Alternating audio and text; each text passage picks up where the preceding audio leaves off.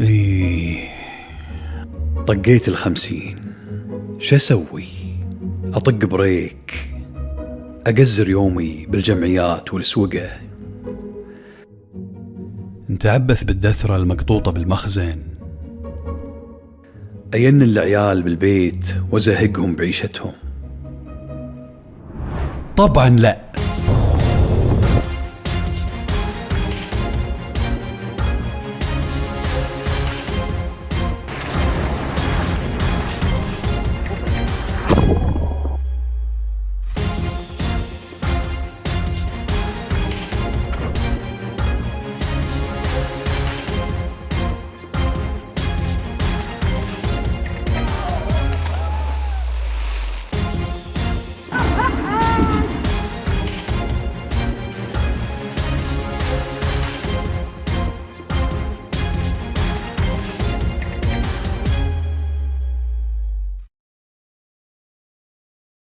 ليش برنامجنا هذا؟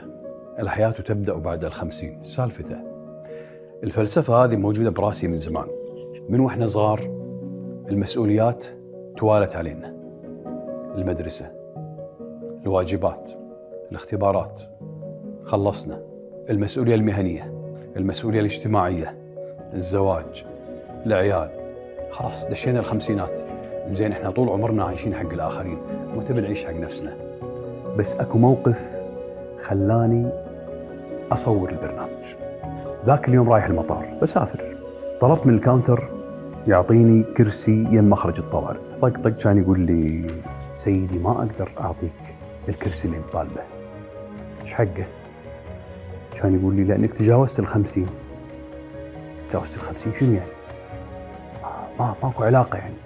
المهم داحرته، خذيت البوردينج مخرج الطوارئ. قعدت افكر السالفه يا جماعه، ترى ما هي سالفه سفره ولا كرسي، ولا هذه السفره كلها كم ساعه وتخلص. الموظف حاول يزرع براسي قيد وهمي ان الانسان عقب 50 المفروض ما يسوي وايد اشياء. وعشان نكسر هالقيود الوهميه مع بعض قررت اني اسوي هالبرنامج، ازور دول مميزه امارس فيها انواع مختلفه من الوناسه والمغامرات والتحديات. وبديت أدور على أول ديرة أزورها، وعقب عملية بحث طويلة وقع اختياري على أنا الآن في أرض النسور، أرض الأرناؤوطيين. أكو الأرناؤوطي اللي منكم راح اسطنبول، مطار اسطنبول الجديد وينه؟ في أرناؤوتسكوي. سالفة أرناؤوط هذه من هني، من المنطقة اللي أنا فيها. بس شو اسم الدولة؟ شفتوا خريطة إيطاليا مو ماخذة شكل بوت؟ الحين لو إيطاليا تحرك كعبها شوية ورا، وين بيدش كعبها؟ بألبانيا.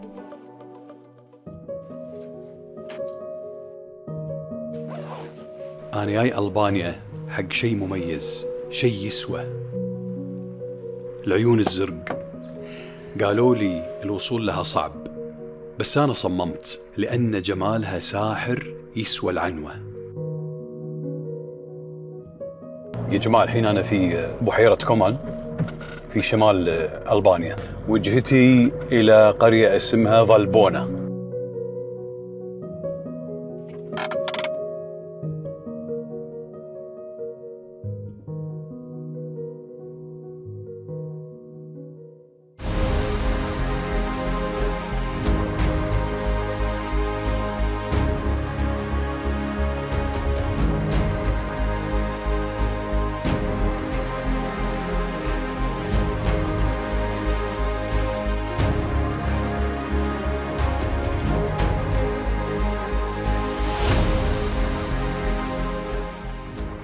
هذيت العبارة في بحيرة كومان. هذا دربنا مع سيارتي لين أوصل لفالبونا، بعدين عندي هايك من فالبونا لثيف.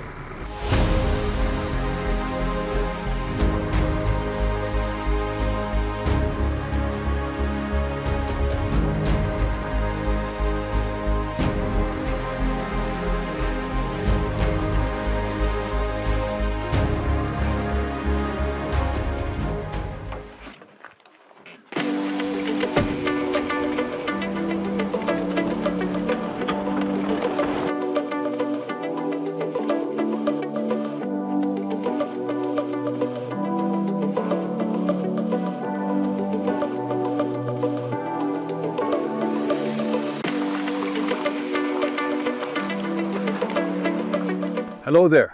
I saw the sign and it says 12 kilometers. It's about 8 hours, 8 hours of walking. 8 hours? Yes. Oh my God.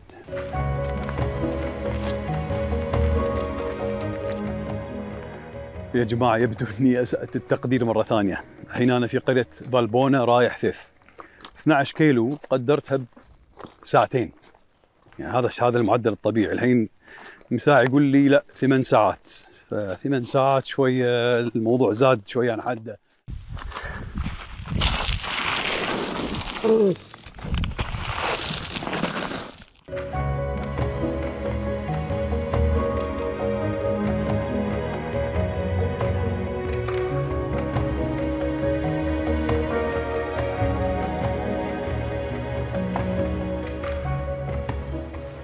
صراحة شيء وايد حلو. هذه فعلا إذا قالوا الطبيعة الساحرة المبهرة الرائعة اللي المفردات كلها ما تجزيها ولا تعطيها حقها.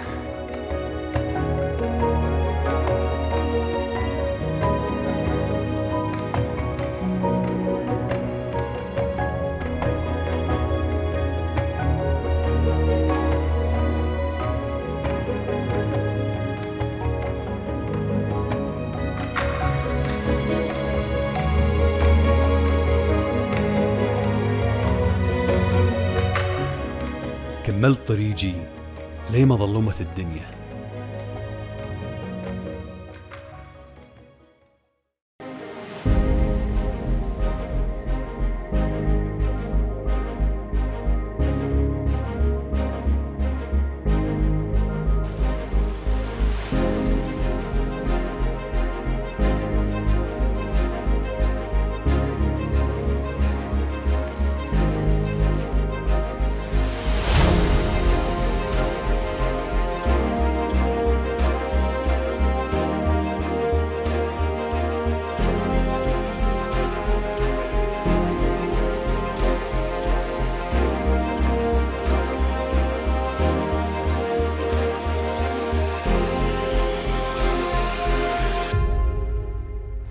رايح حق قرية ثانية بالشمال اسمها ثيث، بس اعتقد اني ضيعت، بس دام ان الجسر موجود اعتقد الامور خير، يعني ماني منقطع تماما. Hey, hello. Do you speak English? Yes, please. Good. I'm Khalid. Hi, Pavlin. Nice to Hello, meet you. Pauline. Nice to meet you. I'm kind of lost. I'm looking for Thith. You are here. Here's Thith. وأخيراً وصلت قرية ثيث وسط جبال الألب الألبانية. بافلين صاحب معدن أصيل وعرض يوديني العين الزرقاء. Albania is one of those countries that I tend to overlook when I look at the map. وعقب ساعتين من المشي وصلنا العين الزرقاء.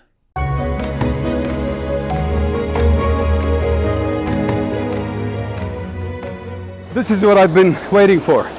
This paradise, the Blue Eye. Now the joy is not complete until full fusion with nature.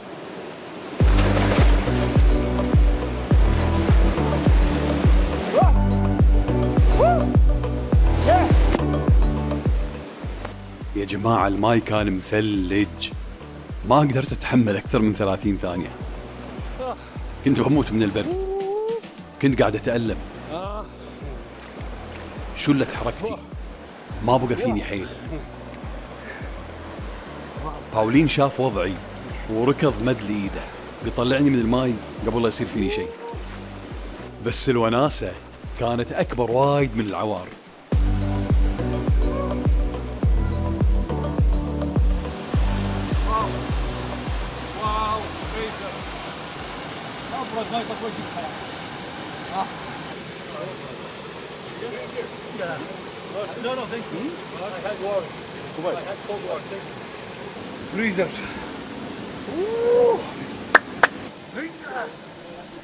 وبعدين طبيت وطبيت وطبيت ليه ما جسمي تعود على الصقيع.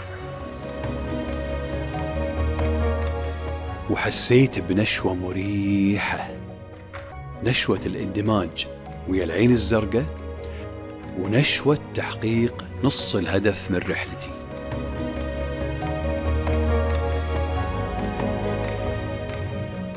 وبالردة مرينا على الرحى العضوية اللي يستخدمها كل سكان القرية.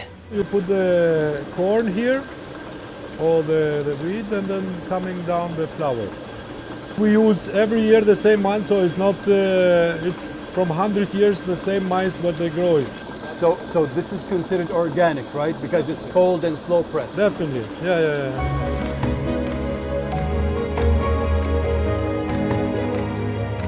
ولما ردينا البيت لقيت باولين مزهب لي مفاجأة لذيذة. Oh, what is this, Pauline? We make this in special occasion and for special guests.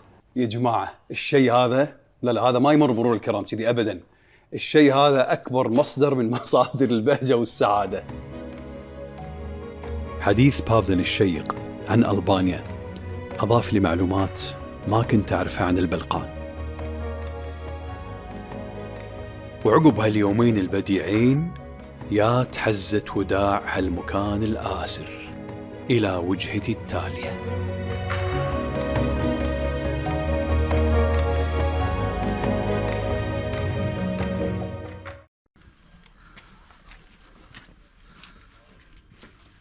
هذا مدخل قلعة بتريلا، بنشوفها بعد شوية فوق، قصتها فوق أحسن.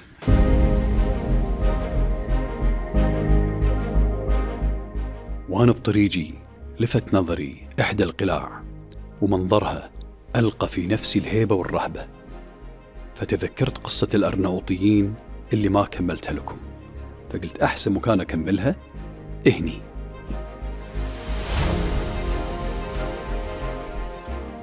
تذكرون لما قلت لكم أنا الحين في أرض الأرناؤوطيين؟ وين كنت؟ هني في ألبانيا. ويقال أن الجيش العثماني فتح ألبانيا قبل لا يفتح القسطنطينية، قبل اسطنبول، وبالتالي انضموا مقاتلين ألبان، حطوهم القادة العثمانيين ضمن صفوفهم، صفوف الجيش العثماني يعني، ونظرا لشجاعتهم وقوتهم الألبانيين يعني حطوهم في القوة الانكشارية اللي هي الهجومية الأمامية. كان الألبان المقاتلين الألبان يقولون عن نفسهم عار أن نعود. خلال الحرب والمعارك كانوا يشعرون بالخزي والعار إذا تركوا المعركة وراحوا وهربوا وشردوا قبوا.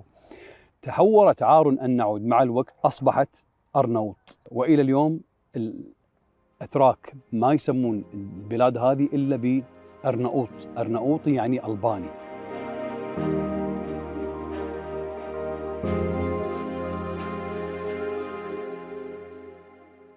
راح أجرب شغلة جديدة. هذه من الشغلات اللي كان ودي أسويها وأنا صغير بس ما أسعفني الوقت ولا الظروف ولا غيره. Hi there. Khalid? Of course. We'll be flying over the sea if something bad happens. Yeah, if you know the stream.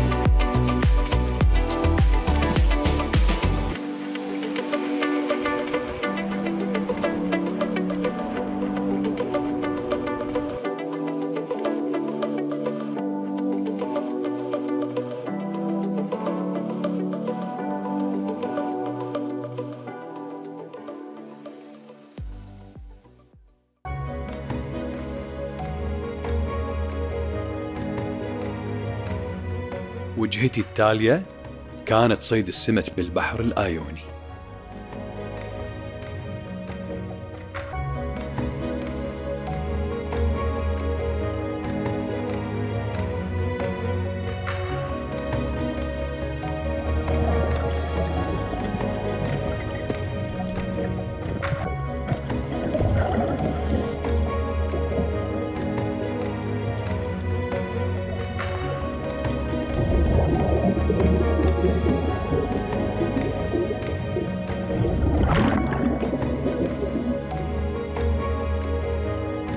وأخذت التفق وغصت.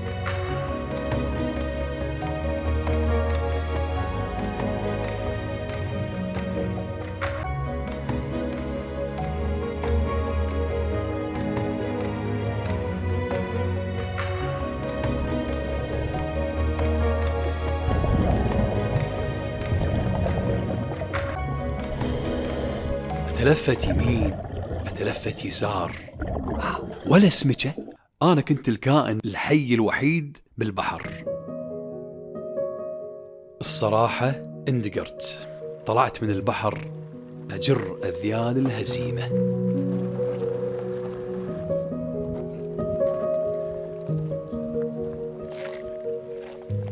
لكن تالي عرفت السبب. Fish with dynamite. No. طلع أكو ناس قاطين ديناميت قبل كم يوم ومفجرين السمك كله، وكنا الدقرة هذه مو كافية، فوقها ياني اتصال. المصروف أنا خليت لك إياه قبل لا تو قبل أسبوع، ما صار أسبوع. مو أنا قلت المصروف هذا حق المدارس مو حق شيء ثاني. طيب ماشي إنزين، خلنا نخلص. أنا خلنا أطلع من المكان اللي أنا فيه، أخلص منه إن شاء الله وأحول بالتليفون، مو مشكلة. يلا سلمي. هذا وقتها بالله الحين. فعلا اليوم مو يومي، وكنت لازم أخذ بريك.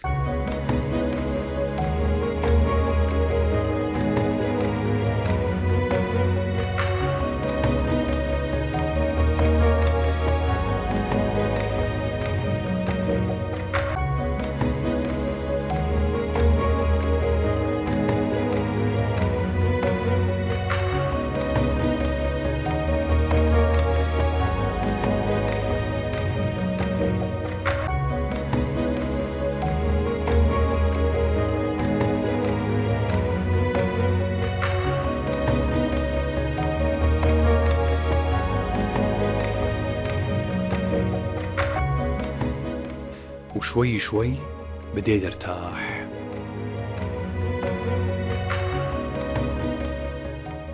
واخيرا خليت ختامها مسك. يا جماعة لازم تجربون الأكلات المحلية، حرام ننحرم من الأكلات اللي موجودة بكل دولة.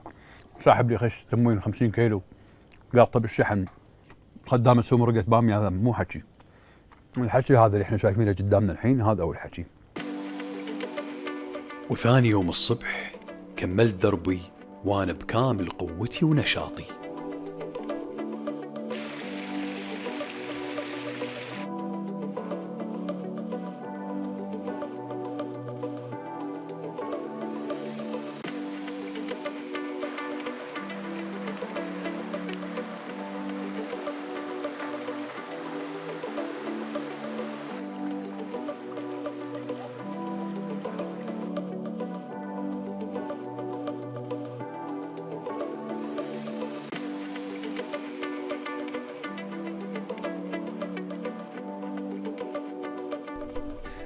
ولما جات عيني بالعين الزرقاء تملكتني رغبة جامحة إني أروح أصعد المنصة وأطب بوسطها، لكن عشان ما تحول المغامرة إلى مجازفة رحت أعاين أبعادها وتأكد إن طبتي بتكون بوسط العين بالضبط.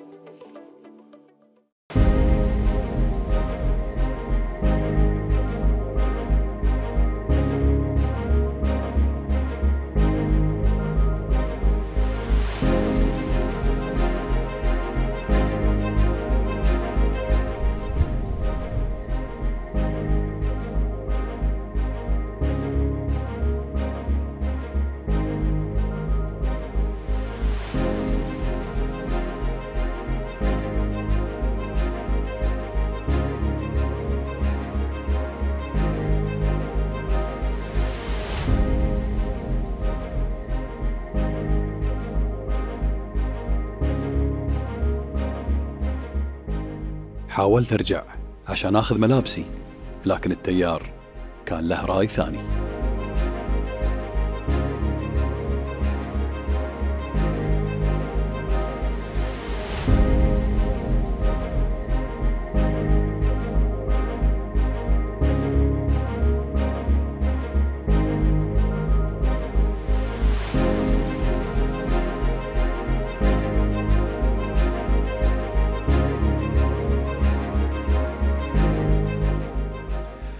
وعقب هالكم يوم الحافلين بالمغامرات والوناسة شفنا مع بعض إن الأعمار مجرد أرقام وقيود وهمية من نسج خيالنا.